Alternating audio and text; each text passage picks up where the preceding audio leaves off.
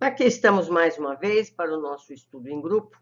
Estamos lendo Ação e Reação, Chico Xavier e André Luiz. É o 9º livro que nos fala sobre a vida no mundo espiritual. Vamos lá. Capítulo 1. Luz nas sombras. Sim, afirmava-nos o instrutor Druso, sabiamente, o estudo da situação espiritual da criatura humana após a morte do corpo não pode ser relegado a plano secundário. Todas as civilizações que antecederam a glória ocidental nos tempos modernos consagraram especial atenção aos problemas de além-túmulo. O Egito mantinha incessante intercâmbio com os trespassados e ensinava que os mortos sofriam rigoroso julgamento entre Anubis, o gênio com cabeça de chacal, e Horus, o gênio com cabeça de gavião, diante de Matã. Não sei se é assim que lê, vocês me desculpem.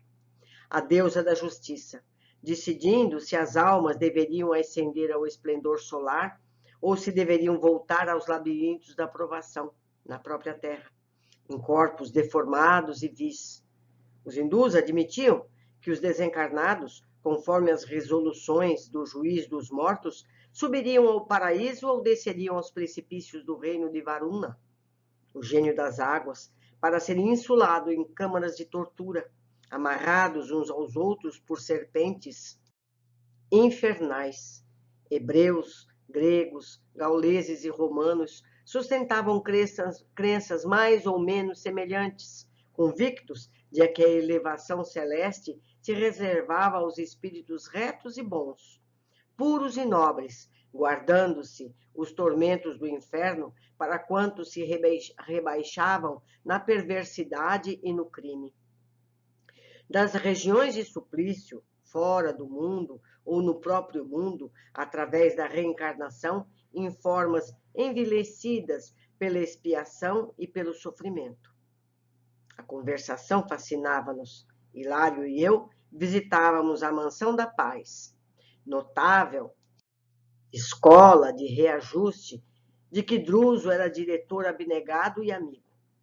O estabelecimento, situado nas regiões inferiores, era bem uma espécie de mosteiro São Bernardo, em zonas castigadas por natureza hostil, com a diferença de que a neve, quase constante em torno da célebre convento encravado nos desfiladeiros entre a Suíça e a Itália, ali era substituída pela sombra espessa, que naquela hora se adensava, movimentada e terrível, ao redor da instituição, como se tocada por ventania incessante. O pouso acolhedor, que permanece sob a jurisdição de nosso lar, está fundado há mais de 3 séculos. Dedicando-se a receber espíritos infelizes ou enfermos, decididos a trabalhar pela própria regeneração. Criaturas essas que se elevam à colônia de aprimoramento na vida superior ou que retornam à esfera dos homens para a reencarnação retificadora. Em razão disso, o casario enorme, semelhante à vasta cidadela instalada com todos os recursos de segurança e defesa, mantém setores de assistência, cursos de instrução, nos quais médicos e sacerdotes, enfermeiros e professores encontram, depois da morte terrestre, aprendizado de que fazeres da mais elevada importância. Pretendíamos efetuar algumas observações com referência às leis de causa e efeito, o karma dos hindus e convenientemente recomendados pelo Ministério do Auxílio. Achávamos ali encantados com a palavra do orientador, que prosseguia atencioso após longa pausa. Acresce notar que a Terra é vista sob os mais variados ângulos. Para o astrônomo, é um planeta a gravitar em torno do Sol. Para o guerreiro, é um campo de luta em que a geografia se modifica à ponta de baionetas. Para o sociólogo, é amplo reduto em que se acomodam raças diversas. Mas para nós, é valiosa a arena de serviço espiritual, assim como um filtro em que a alma se purifica, pouco a pouco, no curso de milênios, acendrando qualidades divinas para a ascensão à glória terrestre celeste. Por isso, há que sustentar a luz do amor e do conhecimento no seio das trevas, como é necessário manter o remédio no foco da enfermidade. Enquanto nos entendíamos, reparávamos lá fora, através do material transparente de larga janela, a convulsão da natureza, ventania ululante, carregando consigo uma substância escura, semelhante à lama aeriforme, redemoinhava com violência, em torvelínio estranho, a maneira de treva encachoeirada. Impressionante, né? E do corpo monstruoso do turbilhão terrível, rostos humanos surdiam em engares de horror, vociferando maldições e gemidos. Apareciam, de relance, jungidos uns aos outros, como as vastas correntes de criaturas agarradas entre si, em hora de perigo, na ânsia instintiva de dominar e sobreviver. Que imagem impressionante, meus amigos! Druso, tanto quanto nós, contemplou o triste quadro com visível piedade a marear-lhe o semblante. Fixou-nos em silêncio, como a chamar-nos para a reflexão. Parecia dizer-nos quanto lhe doía o trabalho naquela paragem de sofrimento, quando Hilário interrogou: por que não descerrar as portas aos que gritam lá fora? Não é este um posto de salvação? Sim, respondeu o instrutor sensibilizado, mas a salvação só é realmente importante para aqueles que desejam salvar-se. E depois de pequeno intervalo, continuou: para cá do túmulo, a surpresa para mim, mais dolorosa, foi essa: o encontro com feras humanas que habitavam o templo da carne, à feição de pessoas comuns. Se acolhidas aqui, sem a necessária preparação, atacar-nos-iam de pronto, arrasando-nos um instituto de assistência pacífica. E não podemos esquecer que a ordem é a base da caridade. Apesar da explicação firme e serena, concentrava-se Druso no painel exterior, tal a compaixão a desenhar-se-lhe na face.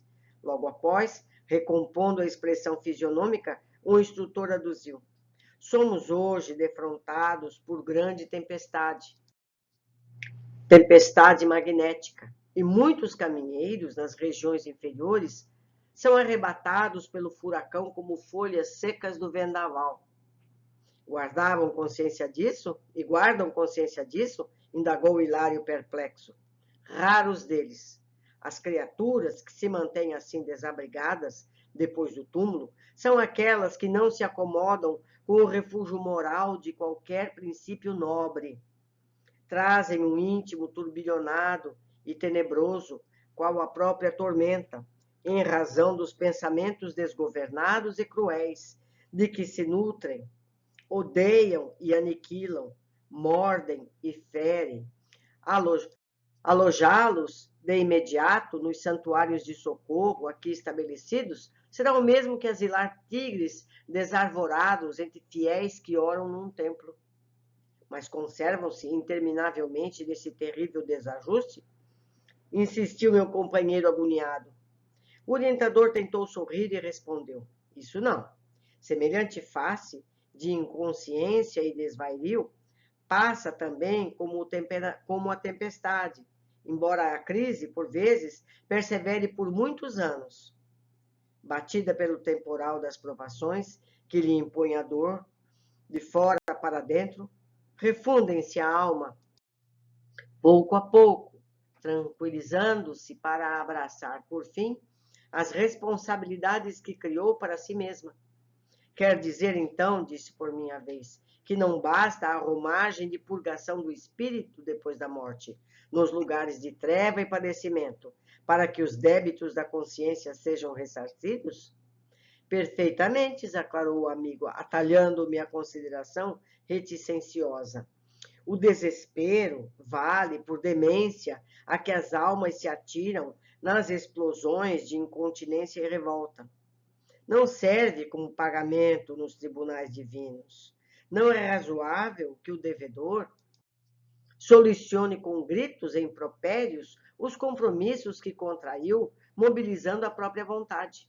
Aliás, dos desmandos de ordem mental a que nos entregamos desprevenidos, emergimos sempre mais infelizes, por mais endividados. Cessada a febre de loucura e rebelião, o espírito culpado volve ao remorso e à penitência.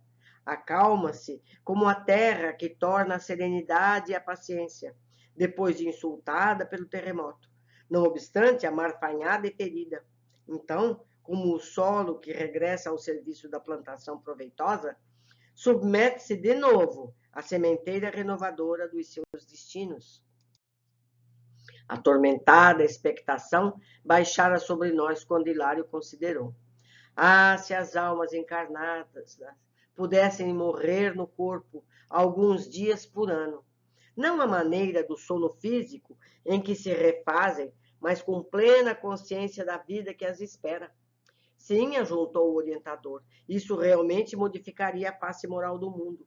Entretanto, a existência humana, por mais longa, é simples aprendizado em que o espírito reclama benéficas restrições para restaurar o seu caminho. Usando nova máquina fisiológica entre os semelhantes, deve atender à renovação que lhe diz respeito, e isso exige a centralização de suas forças mentais na experiência terrena a que transitoriamente se afeiçoa.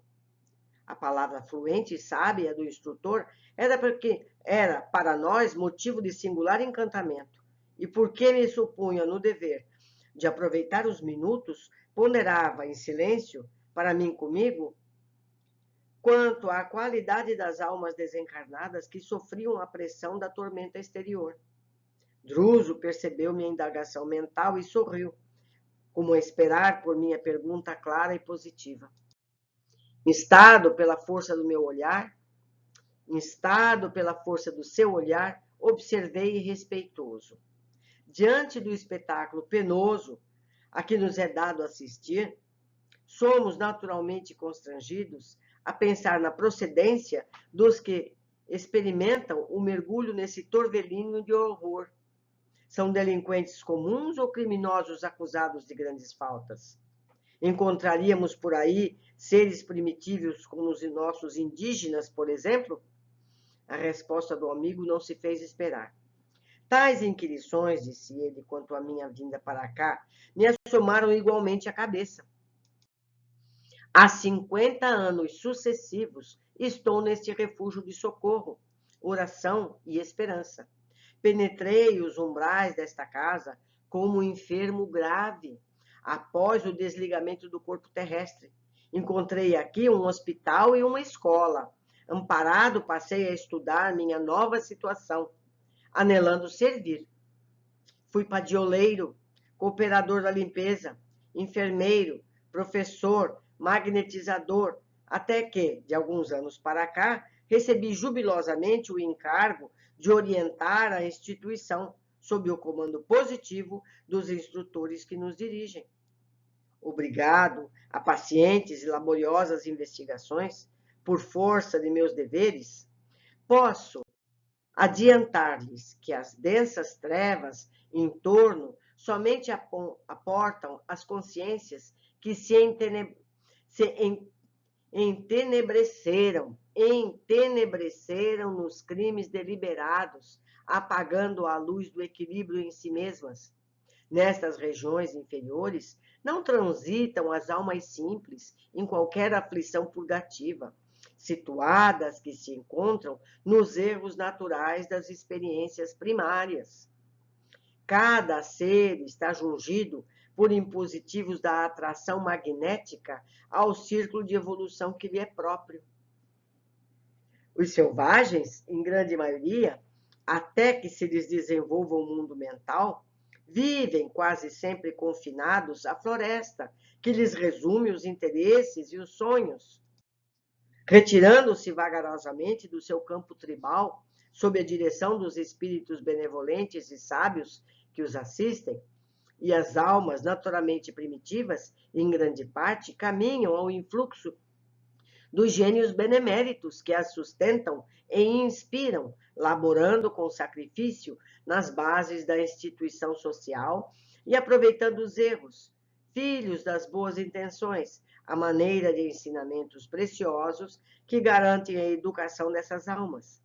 Asseguro-lhes, assim, que nas zonas infernais propriamente ditas, apenas residem aquelas mentes que, conhecendo as responsabilidades morais que lhes competiam, delas se ausentaram deliberadamente, com o louco propósito de ludibriarem o próprio Deus.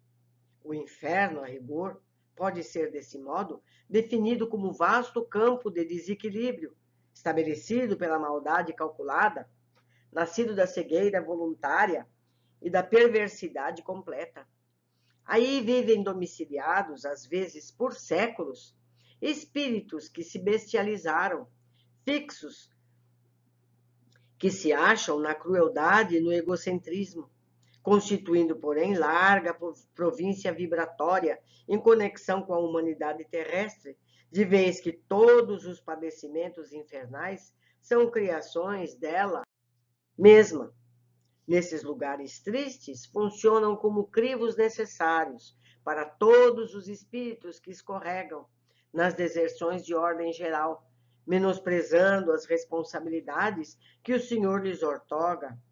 Dessa forma, todas as almas já investidas no conhecimento da verdade e da justiça, e por isso mesmo responsáveis pela edificação do bem, e que, na terra, resvalam nesse ou naquele delito, desatentas para com o dever nobilitante que o mundo lhes assinala, depois da morte do corpo, estagiam nesses sítios por dias, meses ou anos, reconsiderando as suas atitudes antes da reencarnação que lhes compete abraçar para o reajustamento tão breve quanto possível. Desse modo, dispunha-se Hilário a ensaiar conclusões, mas Druso, apreendendo-lhe a ideia, atalhou sintetizando. Desse modo, os gênios infernais que supõem governar essa região, com um poder infalível, aqui vivem por tempo indeterminado. As criaturas perversas que com eles se afinam, embora lhes padeçam a dominação, aqui se deixam prender por largos anos, e as almas transviadas na delinquência e no vício, com possibilidades de próxima recuperação, aqui permanecem em estágios ligeiros ou regulares, aprendendo que o preço das paixões é demasiado terrível para as criaturas desencarnadas desse último tipo, que passam a sofrer o arrependimento e o remorso, a dilaceração e a dor, apesar de não totalmente livres das complexidades escuras com que se arrojaram às trevas. As casas de fraternidade e assistência, como esta, funcionam, ativas e diligentes, acolhendo-as quando possível e habilitando-as para o retorno às experiências de natureza expiatória na carne. Lembrava-me do tempo em que perlustrara, por minha vez, semiconsciente e conturbado, os trilhos da sombra, quando, de meu desligamento do veículo físico, confrontando meus próprios estados mentais do passado e do presente, quando o orientador prosseguiu. Segundo é fácil reconhecer, se a treva é a moldura que imprime destaque à luz, o inferno, como região de sofrimento e desarmonia, é perfeitamente cabível, representando um estabelecimento justo de filtragem do espírito a caminho da vida superior. Todos os lugares infernais surgem, vivem e desaparecem com a aprovação do Senhor, que tolera semelhantes criações das almas humanas, como um pai que suporta as chagas adquiridas pelos seus filhos e que se vale delas para ajudá-los a valorizar a saúde. As inteligências consagradas à rebeldia e à criminalidade, em razão disso, não obstante admitirem que trabalham para si, permanecem a serviço do Senhor, que corrige o mal com o próprio mal. Por esse motivo, tudo na vida é movimentação para a vitória do bem supremo. Druso ia prosseguir, mas invisível campainha vibrou no ar, mostrando-se alertado pela imposição das horas, Levantou-se e disse-nos simplesmente: amigos, chegou o instante de nossa conversação com os internados, que já se revelam pacificados e lúcidos. Dedicamos algumas horas, 2 vezes por semana, a semelhante mistério. Erguemo-nos sem divergir e acompanhamo-lo prestamente. Interessante, né, meus amigos? Durante toda a leitura das obras de André Luiz, nós vamos ver inúmeras descrições de zonas de sofrimento. Inúmeros tipos, inúmeras gradações. E como foi dito aqui, toda essa variedade existe graças à capacidade criativa nossa, do ser humano, que se sente culpado, que se sente necessitado de se limpar do mal que fez. Não é a divindade que cria esses lugares, são os pensamentos desequilibrados que criam esses lugares. Por isso que eles existem em número tão grande de variedades. Mas vamos às observações. Temos aqui uma informação a respeito da colônia espiritual, onde André e Hilário permanecerão uns meses em estudo sobre ação e reação. Disse o texto: o estabelecimento situado nas regiões inferiores, o pouso acolhedor que permanece sob a jurisdição de nosso lar e está fundado há mais de 3 séculos. Então, o nosso lar é bem mais antigo, não é? Nosso lar foi estabelecido por portugueses próximo à era, um pouco antes do descobrimento do Brasil. E esse, 3 séculos. Então, 1600, 1700, por aí. Pouco depois de nosso lar. E é um estabelecimento, é como se fosse uma filial, não é? Um outro departamento ligado ao nosso lar.